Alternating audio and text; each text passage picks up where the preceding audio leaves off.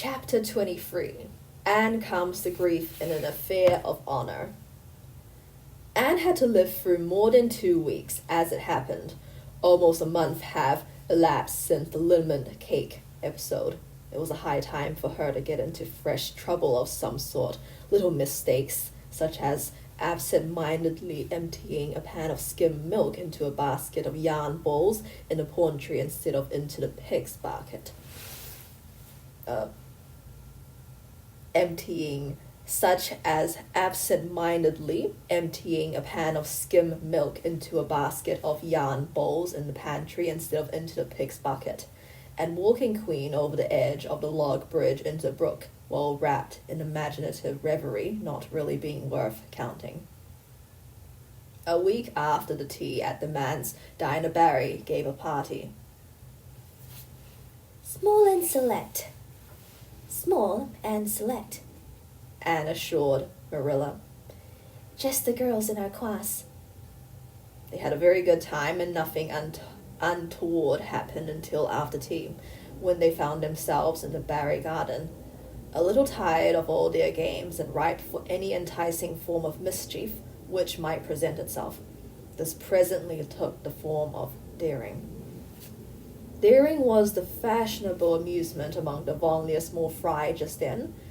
It had begun among the boys, but soon spread to the girls, and all the silly things that were done in Avonlea that summer, because the doers thereof were dared to do them, would fill a book by themselves. First of all, Carrie Sloane dared Ruby Gillis to climb to a certain point in the huge old willow tree before the front door, which Ruby Gillis, albeit in mortal dread of the fat, green caterpillars with which said tree was infested, and with the fear of her mother before her eyes if she should tear her new muslin dress, nimbly did, to the discomfiture of the aforesaid Carrie Sloane. Then Josie Pye dared Jane Andrews to hop on her left leg around the garden without stopping once or putting her right foot to the ground, which Jane Andrews gamely tried to do but gave out at the third corner and had to confess herself defeated. Josie's triumph being rather more pronounced than good taste permitted, Anne Shirley dared her to walk along the top of the board fence which bounded the garden to the east. Now, to walk board fences requires more skill and steadiness of head and heel than one might suppose who has never tried it. But Josie Pye, if deficient in some qualities that make for popularity, had at least a natural and inborn gift duly cultivated for walking board fences. Josie walked the Barry fence with an airy unconcern which seemed to imply that a little thing like that wasn't worth a dear. Reluctant admiration greeted her exploit, for most of the other girls could appreciate it, having suffered many things themselves in their efforts to walk fences. Josie descended from her perch, flushed with victory, and darted a defiant glance at Anne.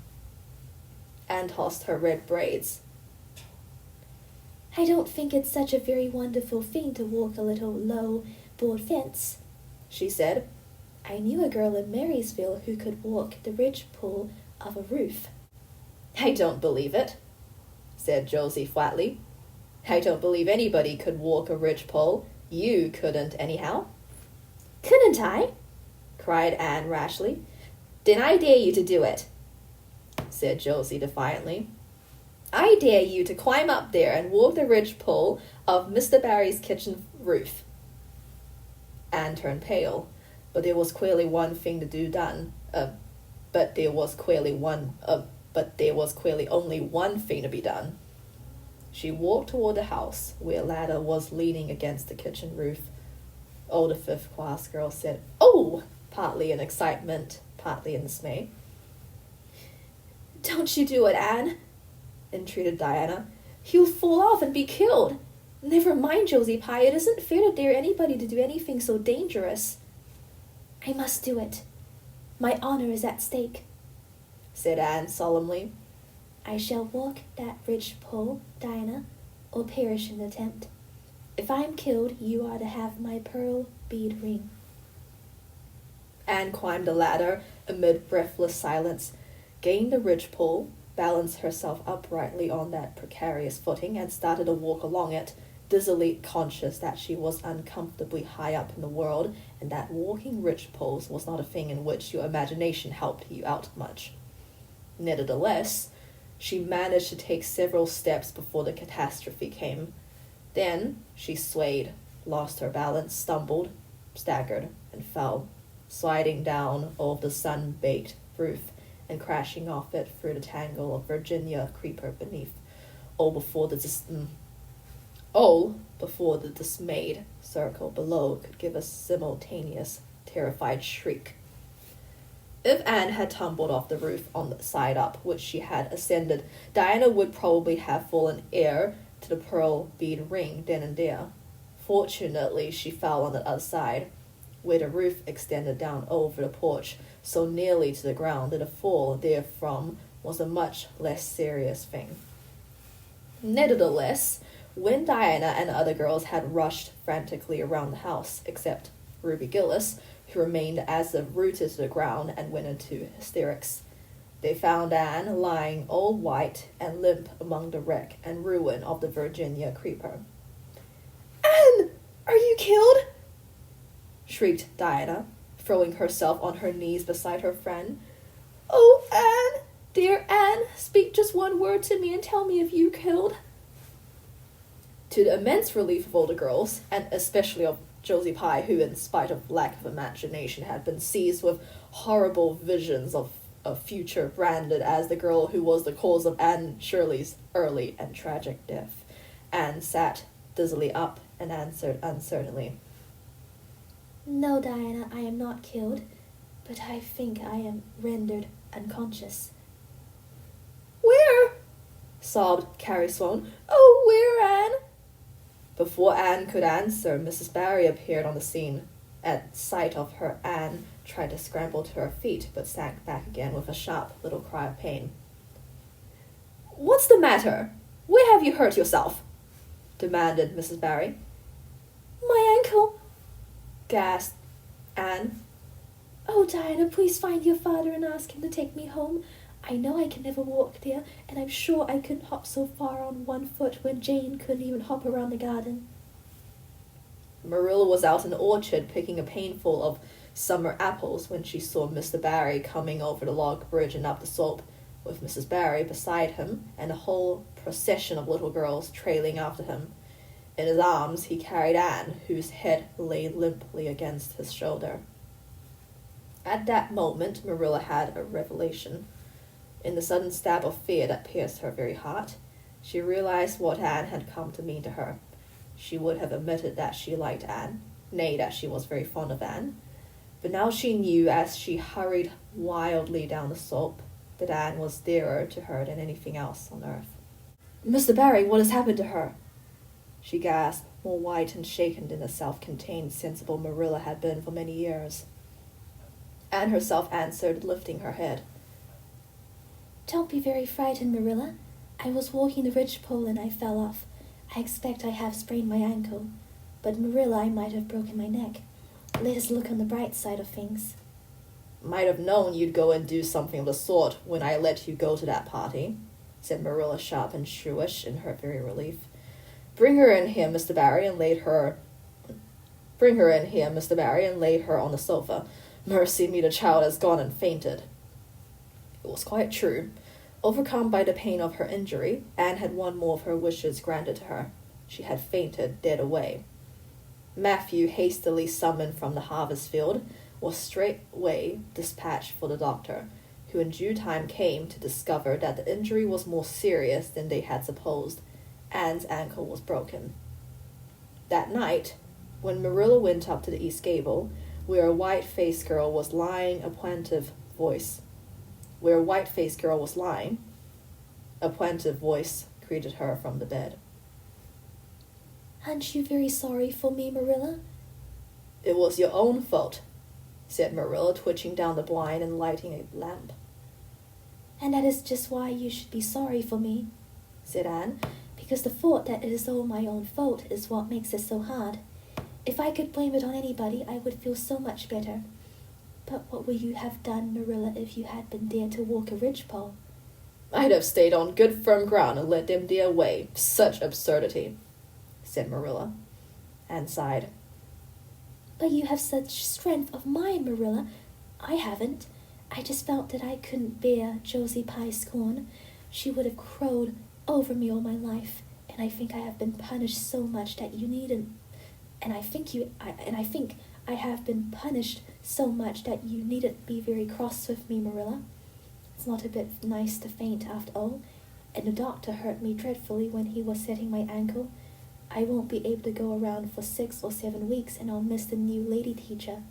She won't be new anymore by the time I'm able to go to school, and everybody will get ahead of me in class. Oh, I am an afflicted mortal, but I'll try to bear it all bravely if only you won't be cross with me, Marilla. Dear, I'm not cross, said Marilla.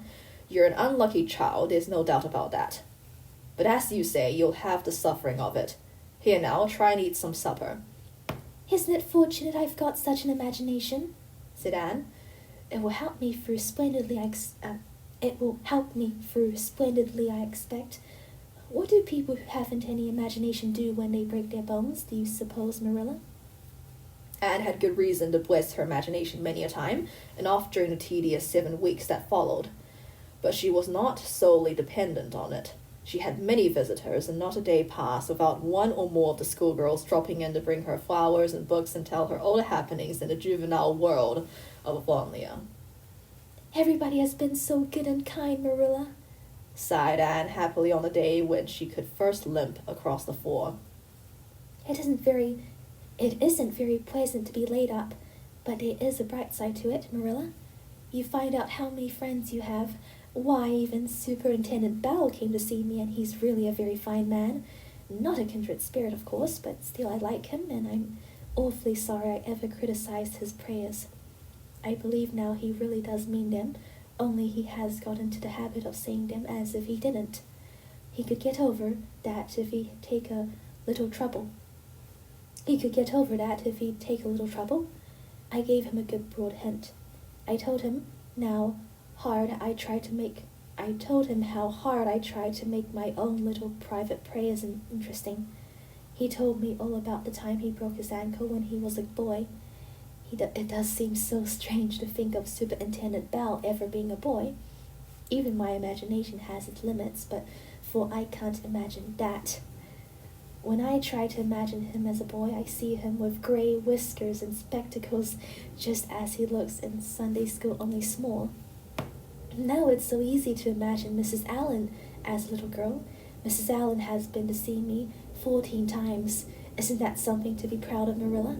When a minister's wife has so many claims on her time, she is such a cheerful person to have visit you too. She never tells you it's your own fault, and she hopes you'll be a better girl on account of it. Mrs. Lynde always told me that when she came to see me, and she said it in a kind of way that made me feel she might hope I'd be a better girl, but didn't really believe I would. Even Josie Pye came to see me. I received her as politely as I could, because I think she was sorry she dared me to walk a ridgepole. If I had been killed, she would have to carry a dark burden of remorse all her life. Diana has been a faithful friend. She's been over every day to cheer my lonely pillow. But oh, I shall be so glad when I can go to school, for I've heard such exciting things about the new teacher. The girls all think she is perfectly sweet. Diana says she has the loveliest fair curly hair and such fascinating eyes. She dresses beautifully, and her sleeve puffs are bigger than anybody else's in Avonlea. Every other Friday afternoon she has recitations, and everybody has to say a piece or take part in a dialogue. Every other Friday afternoon she has recitations, and everybody has to say a piece or take part in a dialogue. Oh, it's just glorious to think of it. Josie Pye says she hates it, but that is just because Josie has so little imagination. Diana and Ruby Gillis and Jane Andrews are preparing a dialogue called A Morning Visit for next Friday, and on Friday afternoons they don't have recitations. Miss Stacy takes them all and the Friday afternoons they don't have recitations. Miss Stacy takes them all to the woods for a field day, and they study ferns and flowers and birds. And they have physical culture exercises every morning and evening. Mrs. Lynde says she never heard of such goings-on, and it all comes of having a lady teacher. But I think it must be splendid, and I believe I shall find that. Miss Stacy is a kindred spirit. "There's one thing plain to be seen, Anne," said Marilla, and that is that your fall off the barry roof hasn't injured your tongue at all. Chapter 24. Miss Stacy and her pupils get up a concert. It was October again when Anne was ready to go back to school. A glorious October, all red and gold, with mellow mornings when the valleys were filled with delicate mists as if the spirit of autumn had poured them in for the sun to drain. Amethyst, pearl, silver, rose, and smoke blue. The dews were so heavy that the fields glistened like cloth of silver, and there were such heaps of rustling leaves in the hollows of many-stemmed woods to run crisply through. The birch path was a canopy of yellow, and the ferns were sere and brown all along it. There was a tang in the very air that inspired the hearts of small maidens tripping, unlike snails, swiftly and willingly to school. And it was jolly to be back again at the little brown desk beside Diana, with Ruby Gillis nodding across the aisle and Carrie Sloane sending up notes and Julia Bell passing a chew of gum down from the back seat. Anne drew a long breath of happiness as she sharpened her pencil and arranged her picture cards in her desk. Life was certainly very interesting. In the new teacher, she found another true and helpful friend. Miss Stacy was a bright, sympathetic young woman with the happy gift of winning and holding the affections of her pupils and bringing out the best that was in them mentally and morally. Anne expanded like a flower under this wholesome influence and carried home to the admiring Matthew and the critical Marilla glowing accounts of schoolwork and aims. I love Miss Stacy with my whole heart, Marilla. She is so ladylike, and she has such a sweet voice. When she pronounces my name, I feel instinctively that she's spelling it with an E. We had recitations this afternoon. I just wish you could have been there to hear me recite Mary, Queen of Scots. I just put my whole soul into it. Ruby Gillis told me coming home that the way I said the line, "Now for my father's arm," she said, "my woman's heart, farewell," just made her blood run cold. "Well, now, you might recite it for me some of these days out in the barn," suggested Matthew. "Of course I will," said Anne meditatively. "But I won't be able to do it so well, I know. It won't be so exciting as it is when you have a whole school full before you hanging breathlessly on your words. I know I won't be able to make your blood run cold." Mrs. Lynde says it made her blood run cold to see the boys climbing to the very tops of those big trees on Bell's Hill after the crow's nest last Friday, said Marilla. "I wonder at Miss Stacy for encouraging it." "But we wanted a crow's nest for nature study," explained Anne. "That was on our field afternoon. Field afternoons are splendid, Marilla, and Miss Stacy explains everything so beautifully. We have to write compositions on our field afternoons, and I write the best ones." "It's very vain of you to say so, then. You'd better let your teacher say it." "But she did say it, Marilla, and indeed I'm not vain about it. How can I be when I'm such a dunce at geometry? Although I'm really beginning to see through it a little too. Miss Stacy makes it so queer. Still I'll never be good at it, and I assure you it is a humbling reflection. But I love writing compositions. Mostly Miss Stacy lets us choose our own subjects. But next week we are to write a composition on some remarkable person. It's hard to choose among so many remarkable people who have lived. Mustn't it be splendid to be remarkable and have compositions written about you after you're dead? Oh, I would dearly love to be remarkable. I think when I grow up, I'll be a trained nurse and go with the Red Crosses to the field of battle as a messenger of mercy. That is, if I don't go out as a foreign missionary. That would be very romantic, but one would have to be very good to be a missionary, and that would be a stumbling block. We have physical culture exercises every day, too. They make you graceful and promote digestion. Promote fiddlesticks, said Marilla, who honestly thought it was all nonsense. But all the field afternoons and recitation Fridays and physical culture contortions paled before project which Miss Stacy brought forward in November. This was that the scholars of Avonlea School should get up a concert and hold it in the hall on Christmas night, for the laudable purpose of helping to pay for a schoolhouse flag. The pupils, one and all, taking graciously to this plan. The preparations for program were begun at once. The pupils, one and all, taking graciously to this plan. The preparations for program were begun at once. And of all the excited performers-elect, none was so excited as Anne Shirley, who threw herself into the undertaking heart and soul, hampered as she was by Marilla's disapproval. Marilla thought it all rank foolishness. It's just filling your head ups with nonsense and taking time that ought to be put on your lessons, she grumbled. I don't approve of children's getting up concerts and racing about to practices. It makes them vain and forward and fond of gadding. But think of the worthy object, pleaded Anne. A flag will cultivate a spirit of patriotism, Marilla. Fudge. There's a precious little patriotism in the thoughts of any of you. All you want is a good time. Well, when you can combine patriotism and fun, isn't it all right? Of course it's real nice to be getting up a concert. We're going to have 6 choruses, and Diana is to sing a solo. I'm in 2 dialogues, the Society for the Suppression of Gossip and the Fairy Queen. The boys are going to have a dialogue too, and I'm to have 2 recitations, Marilla.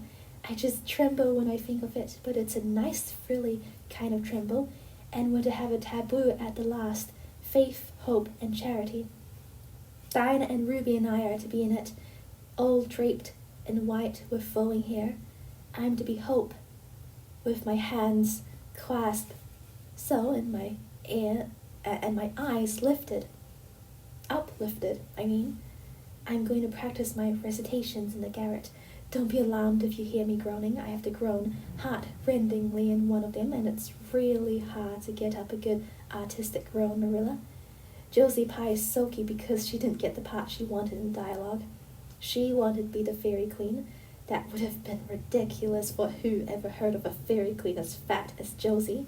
Fairy Queens must be slender. Jane Andrews is to be the Queen, and I am to be one of her maids of honor. Josie says she thinks a red-haired fairy is just as ridiculous as a fat one, but I do not let myself mind what Josie says. I'm to have a wreath of white roses on my hair, and Ruby Gillis is going to lend me her slippers because I haven't any of my own. It's necessary for fairies to have slippers, you know. You couldn't imagine a fairy wearing boots, could you? Especially with copper toes. We are going to decorate the hall with creeping spruce and fir myrtles with pink tissue paper roses in them, and we are all to march in 2 by 2 after the audience is seated, while Emma White plays a march on organ. Oh, Marilla, I know you are not so enthusiastic about it as I am, but don't you hope your little Anne will distinguish herself? All I hope is that you'll behave yourself. I'll be heartily glad when all this fuss is over and you'll be able to settle down. You are simply good for nothing just now, with your head stuffed full of dialogues and groans and taboos. As for your tongue, it's a marvel it's not clean worn out.